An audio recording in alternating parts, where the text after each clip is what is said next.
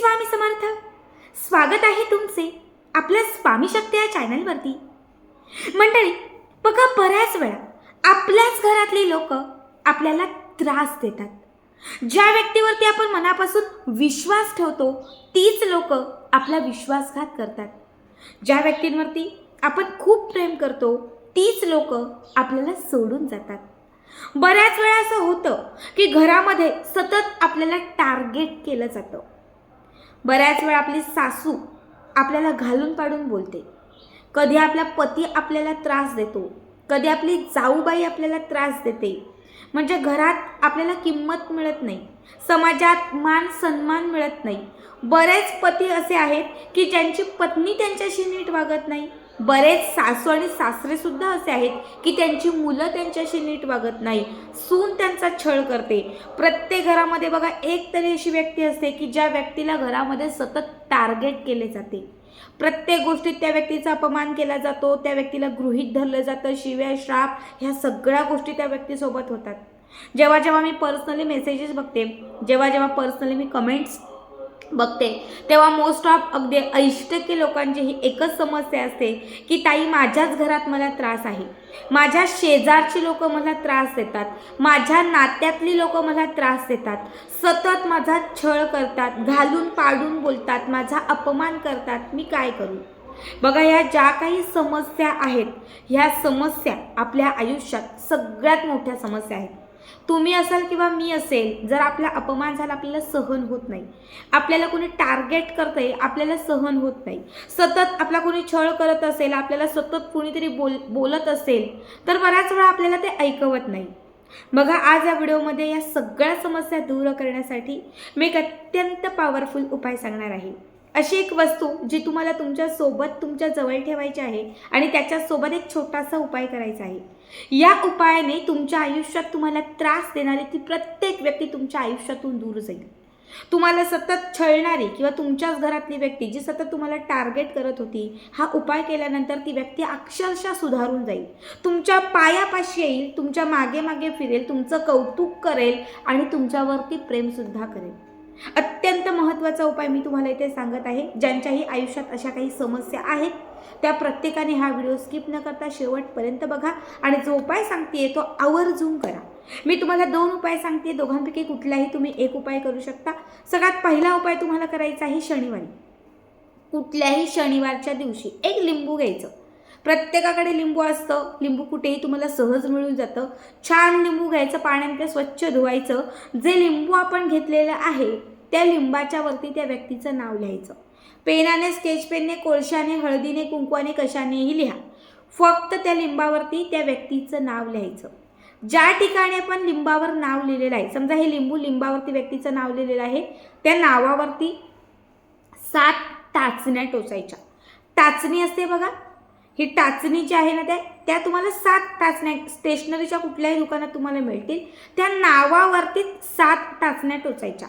प्रत्येक वेळी टाचणी टोचत असताना त्या लिंबावरती ज्या व्यक्तीचं नाव घेतलंय त्या व्यक्तीचं नाव लिहायचं. ज्या व्यक्तीचं नाव लिहिलंय त्या व्यक्तीचं नाव तोंडामध्ये घ्यायचं आणि टाचणी टोचायची. अशा 7ही टाचण्या बरोबर त्या लिंबाला टोचून झाल्या की त्याच्यानंतर हे जे लिंबू आहे हे तुम्हाला एका काळ्या रंगाच्या कापडावर ठेवायचं आहे. छोटं काळ्या रंगाचं कापड घ्या, त्या कापडावरती हे छान लिंबू जे आहे हे लिंबू ठेवून द्या.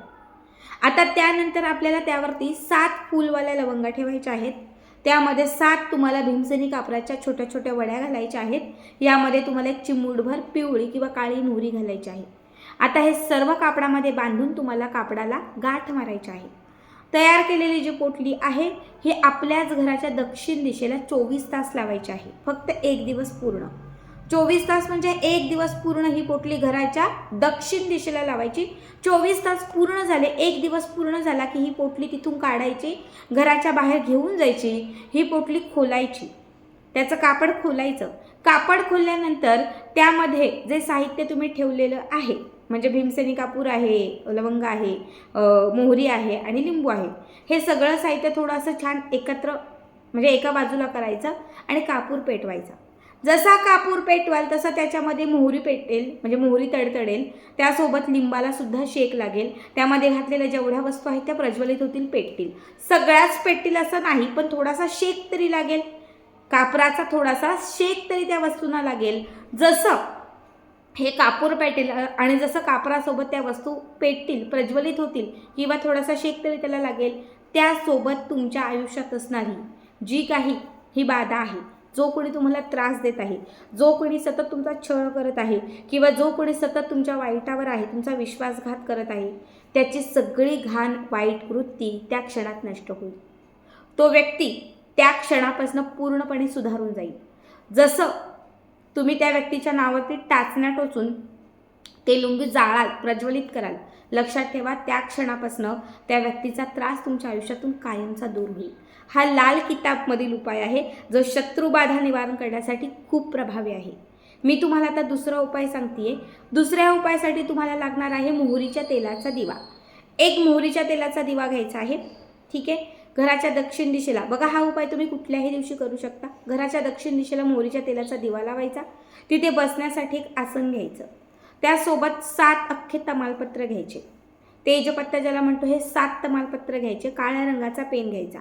7ही तमालपत्रांवरती त्या एकाच व्यक्तीचं नाव लिहायचं, जो व्यक्ती तुम्हाला खूप त्रास देतोय.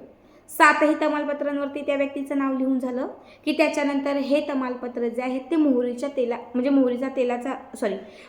तेलाचा जो दिवा लावलाय त्या दिव्यावर एक एक करत जाळायचं. पहिलं तमालपत्र, नाव लिहिलेलं पहिलं तमालपत्र उजव्या हातात घ्यायचं. मोहरीच्या तेलावर ते पकडायचं. समजा त्या व्यक्तीवरती मी माझ्या नवऱ्याचं नाव लिहिलेलं आहे. माझ्या नवऱ्याचं नाव समजा सोहम आहे.